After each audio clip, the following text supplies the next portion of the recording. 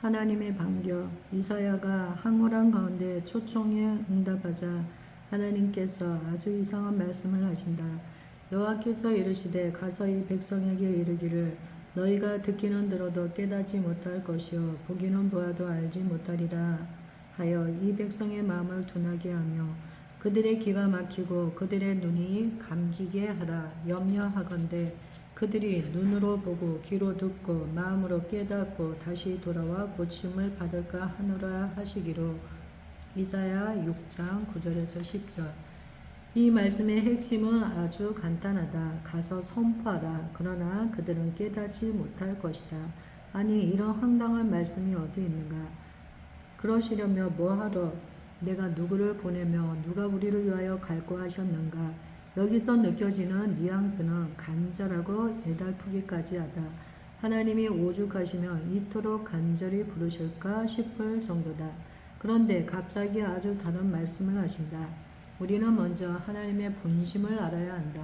정말 깨닫지 못하게 하시려면 하나님께서 굳이 이사야에게 하늘 예배를 보여주시고 그의 죄를 사해 주시고 그를 부르셔서 쓰시겠다고 그리 서글프게 말씀하셨겠는가?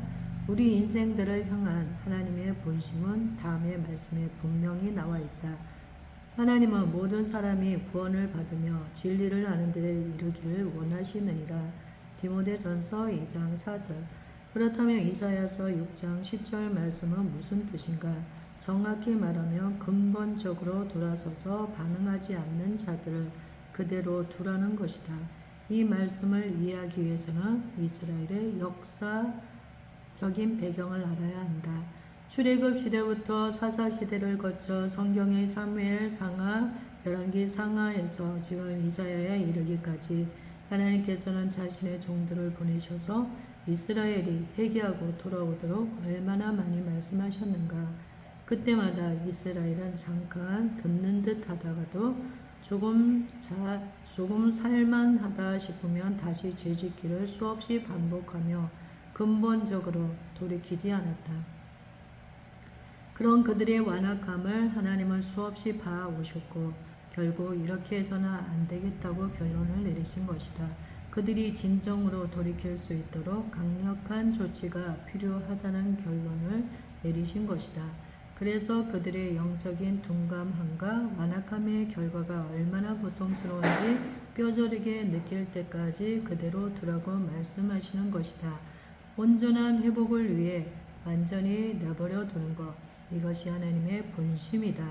내가 이르되 주여 어느 때까지니까 하였더니 주께서 대답하시되 성읍들은 황폐하여 주민이 없으며 가옥들에는 사람이 없고 이 토지는 황폐하게 되며 여호와께서 사람들을 멀리 옮기셔서 이 땅 가운데에 황폐한 곳이 많을 때까지니라. 이사야 6장 11, 12. 우리는 늘 매맞고 힘들어하는 이스라엘의 입장만 생각하며 하나님께서 어떻게 그렇게까지 하실 수 있는지 쉽게 말하곤 한다. 그러나 그렇게까지 하셔야 했다는 하나님의 입장에 대해 생각해 보았는가? 그렇게까지 하셔야 되는 하나님의 마음이 어떠시겠는가? 오죽하면 그렇게까지 하셨겠는가? 안타깝지만 남왕국 유다는 말씀대로 586년 바벨론에 의해 멸망당하고 70년의 포로 생활을 하게 된다. 그 과정에서 그들이 겪어야 하는 고통을 어찌다 말로 표현할 수 있겠는가? 그 후에 말씀대로 바사 제국의 구레스왕 때 포로에서 돌아와 무너진 예루살렘의 회복 운동을 시작한다. 그렇다면 이제는 정말 정신을 온전히 차렸을까? 참으로 안타깝지만 2차, 3차 포로 귀환에서 보듯이 돌아온 이스라엘은 여전히 제정신을 차리지 못하였다. 이 역사를 통해서 보더라도 하나님께서 그렇게 하셔야만 했던 이유와 결정이 입증된 셈이다.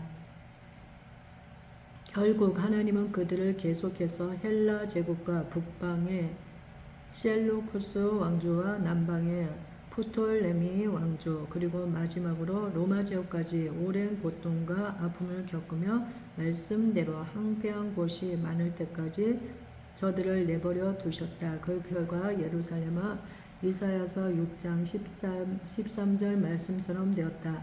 그 중에 10분의 1이 아직 남아있을지라도 이것도 황폐하게 될 것이나 밤나무와 상수리나무가 배임을 당하여도 그 그루터기는 남아있는 것 같이 거룩한 씨가 이 땅의 그루터기니라 하시더라. 이사야 6장 13절. 그 중에 10분의 1이 아직 남아있을지라도 참으로 안타깝고 기가 막힌 모습이 되어버린 것이다. 겨우 10분의 1만 남아 로마의 핍박 가운데 버티고 있는 모습이다. 그러나 이 안타까운 현실은 참으로 즐기다. 그렇다면 그렇게 남은 이스라엘이 이제는 온전히 회복되어 돌아왔는가? 아니다. 그들은 여전히 그 완악함과 패역함을 버리지 못한 상태였다.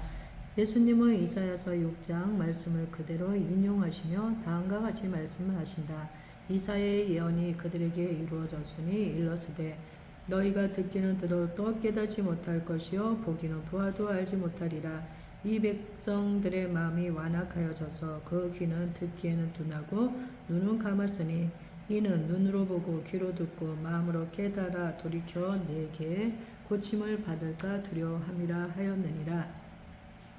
그러나 너희 눈은 봄으로 너희 귀는 들음으로 복이 있도다. 내가 진실로 너에게 이르노니 많은 선지자와 의인이 너희가 보는 것들을 보고자 하여도 보지 못하였고 너희가 듣는 것들을 듣고자 하여도 듣지 못하였느니라.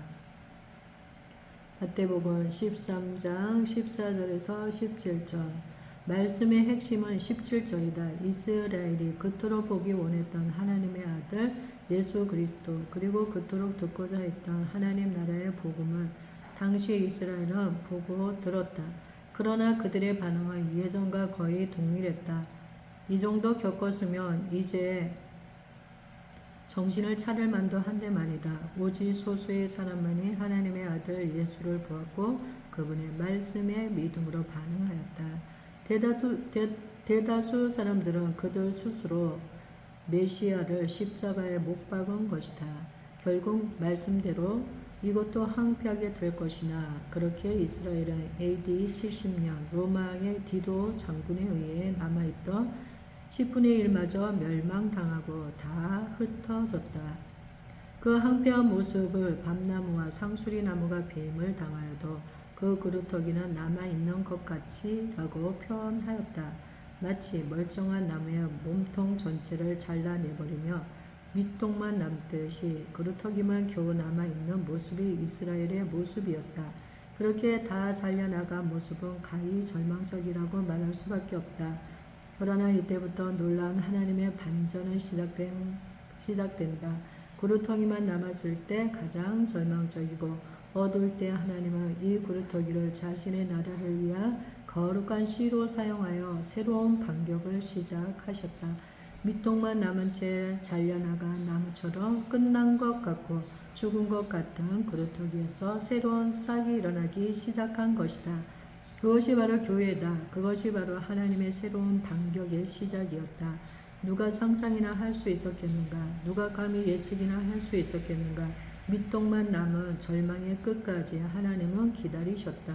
그리고 그때부터 새로운 반격을 행하신 것이다. 나약한 제자들의 무리 몇 명과 함께 이제는 이스라엘을 넘어 이방에까지 그리고 열방의 땅끝까지 하나님 나라를 본격적으로 확장하기 위한 대반격이 시작된 것이다. 이러한 하나님의 역사는 2000년의 기독교 역사 속에서도 동일하게 일어났다. 그리고 마지막 때에 더 큰 반격이 있으리라 확신할 수 있다. 어떻게 아느냐고? 성경에서 언급하고 있지 않은가? 교회는 마지막 때가 가까울수록 어마어마한 핍박과 환난 가운데로 들어가게 될 것이다.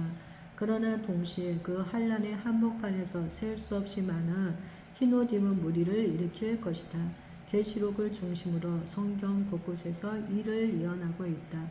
나는 하나님의 이 놀라운 반격을 기대하고 확신한다. 그러므로 지금 준비한다. 잠잠한 듯하고 마치 죽은 듯하나 그 자리에 두 다리를 딛고 서서 주님을 응시하며 선포하였던 천사처럼 나 또한 믿음으로 담대하게 선포한다.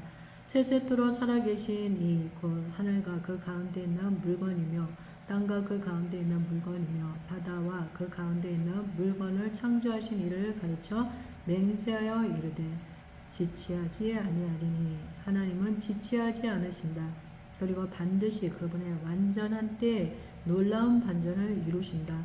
그것도 가장 어렵고 어두운 한복판에서 이것이 우리 아버지 하나님의 전문 분야이다. 많은 분들이 지금